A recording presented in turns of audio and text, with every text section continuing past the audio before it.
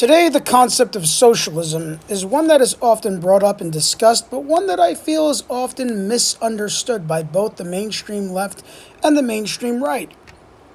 A lot of folks will describe themselves as leftist, following the mainstream radical liberal line that is relative to critical race theory, intersectionality, questioning the permanence of gender roles, calling for decolonization, reparations, with a belief rooted in that dismantling the aesthetics of the dominant culture is akin to challenging the system itself. Many of these folks will also subscribe to the Malthusian theory that growth is bad, there should be no nation states, and that going back to zero will help Mother Earth heal, and that everyone should follow this model. There are also some who subscribe to this belief that socialism is akin to getting free stuff without actually having to put anything into the system itself at the expense of others who do work for a living. A valid but not entirely accurate criticism from the reactionaries who typically demonize our ideology. Today, the contemporary left is dominated by personalities dedicated to sectarian interests concerned about the elevation and social acceptance of their own sectarian causes, absent of finding and trying to tie common threads within oppositional groups together, unified in a common cause to defy neoliberalism. And more so concerned with engaging in cancel culture, witch hunts to entirely make illegitimate alienated proletarians who may not entirely be in sync with bourgeois liberal academia. Many on the contemporary right falsely equate all these aforementioned concepts with socialism. They believe that critical race theory and intersectionality and the promotion of rainbow capitalism automatically equals to socialism. They think the Democratic Party and Antifa secretly work for China when truthfully they hate China. They think the Sunrise Movement, decolonization movements, and Greta Thunberg are all supposedly agents of communism, when truthfully they are being propped up by interests tied to the Ford Foundation and the Rockefeller Foundation, and both organizations are militantly opposed to the creation of socialist states, and only bankroll interests tied to combating climate change and decolonization as a means to prevent China from developing infrastructure to improve the living standards of the indigenous and long-exploited peoples living within Africa and the global south. They do this primarily as a means to maintain their resource monopoly in the name of environmental protection and sustainability. So they can continue hoarding resources and not more or less allocating them to the communities and nations which are exploited. They think George Soros, whose nonprofit Open Societies Foundation, which has financial ties to Free Tibet, Free Taiwan, and Free Hong Kong, is supposedly some evil mastermind attempting to usher in a one-world communist government, despite the fact that Soros is militantly anti-socialism. They believe that the liberalism which Fox News attacks day in and day out equates to socialism in the United States. This is totally erroneous and false. The new left and the postmodern left are not in line with the ideology of the old left. Personally, I subscribe to what I term as the alt-left ideology, which is economically leftist in the old left sense, but with socially moderate leaning to progressive views. When I call myself a RED, this is what I essentially believe and don't believe in when it comes to state management. I do not believe that Jeff Bezos, Bill Gates, Mark Zuckerberg, Elon Musk, or any of those business magnate types should be making $10 million per hour. I do not think that they should be hiding all of their money in nonprofits and offshore accounts and in nonprofit organizations as a means to skate around paying into the public good. I do not believe that the working masses should be toiling away in poverty. Everyone who works within the supposed greatest country in the world should make enough money on one job to survive if they're single. That is not to say that I think a person who flips burgers should make as much as a construction worker, but a person who flips burgers should make enough to have a living wage for one, whereas the construction worker should make enough to have a living wage for a family of four. I understand there's differences.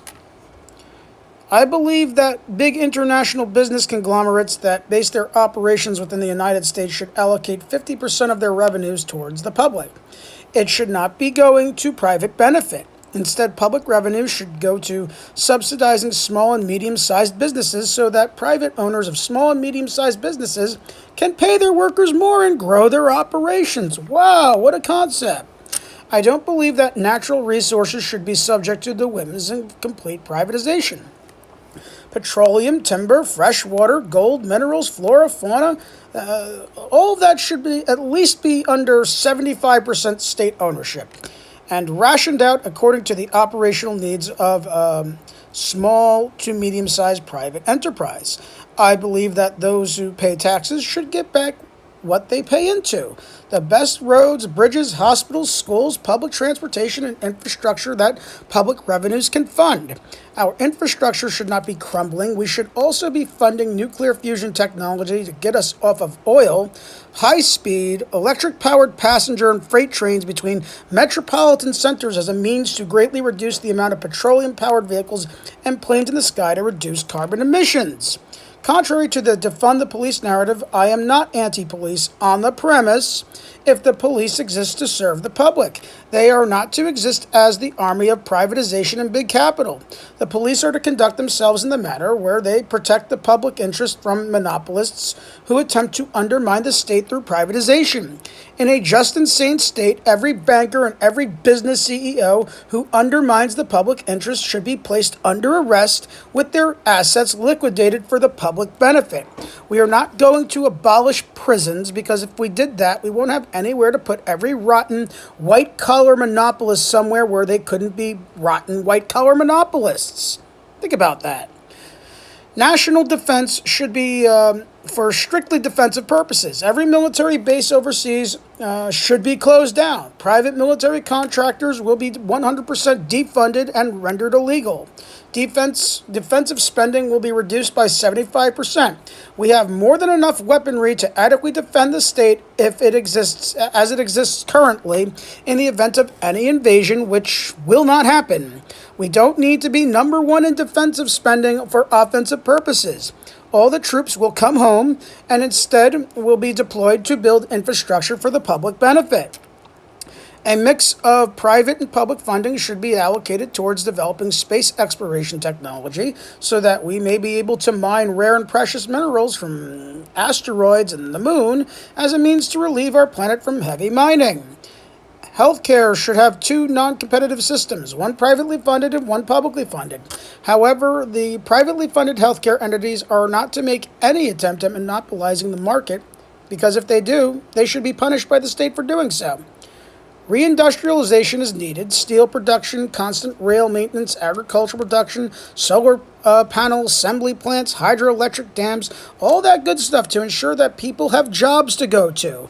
The service industry needs to be downsized and the populace actually needs to be, productive. Immigration reform. We won't have masses and masses of refugees coming if the state develops fair trade partnerships with refugee nations in the attempt to develop infrastructure and raise living standards, along with the state barring all subsidies to U.S.-based multinational corporations that privatize the resources of foreign nations. Cut them off. The border can be half open, providing that the industrial capacity is available to immigrants and refugees who want to come here to work. Land back and reparations. There is plenty of land within the contemporary United States for all 375 million inhabitants, regardless of race and gender, to share.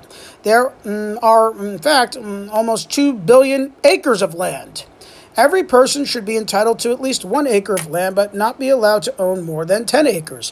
Hawaii, Guam, Puerto Rico, they should be repatriated to the original peoples of those lands. You know what? We'll include Alaska there too. They should be repatriated to the original peoples of those lands and given defensive allocations for their own purposes and not for the purposes of U.S. interests. Care for the vulnerable. No one should go hungry, homeless, or not be able to pay for medical needs. Those who are physically or mentally incapable of supporting themselves should be taken care of by the state. No exceptions. Social and economic Darwinism is not to be tolerated. anarchist utopia in a socialist state. It is not lost on me that some people don't want to live in a state that has cities, industries, infrastructure, penal systems, social constructs, and a military. So, to throw the anarchists their Malthusian utopian bone, Washington and Oregon will be cordoned off and renamed as the Autonomous Zone of La La Land. There, every anarchist can be free to live naked and wild in the wilderness with no social constructs, no economic constructs, and no constructs whatsoever, completely to their heart's desire. However, they will not be entitled to any benefits of the socialist state whatsoever, as they will not be working or paying taxes or contributing to the growth of the socialist state. They are also not to cross the half-open border as a means to violently impose their anarchist ideology in their attempt to attack the socialist state.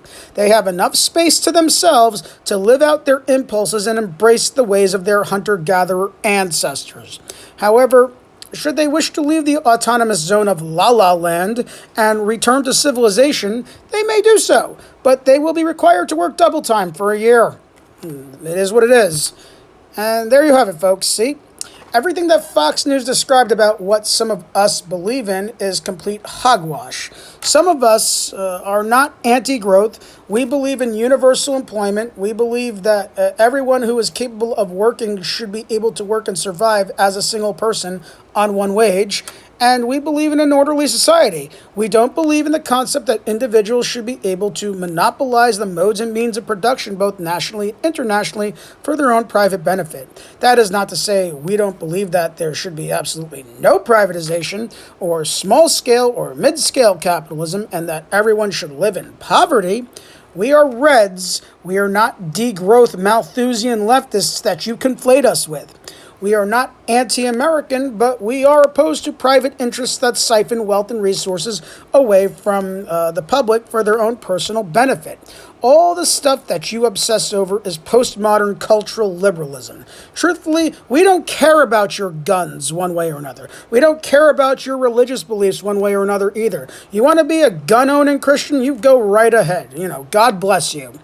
What we do care about is you not being a bunch of ignorant idiots who think the historically marginalized, black, indigenous, people of color, and women and LGBTQ folks are your problem. They are not your problem.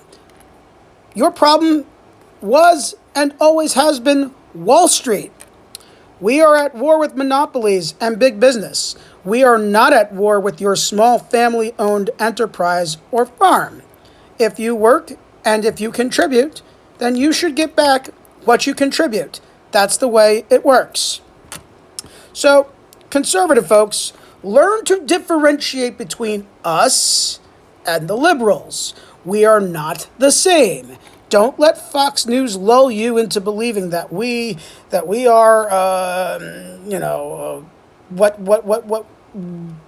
what they say that we are, because we're not. And don't let the contemporary leftists who tell you they are socialists convince you that they are, especially when they seldom lay out their beliefs in the same fashion that were just laid out before you right now.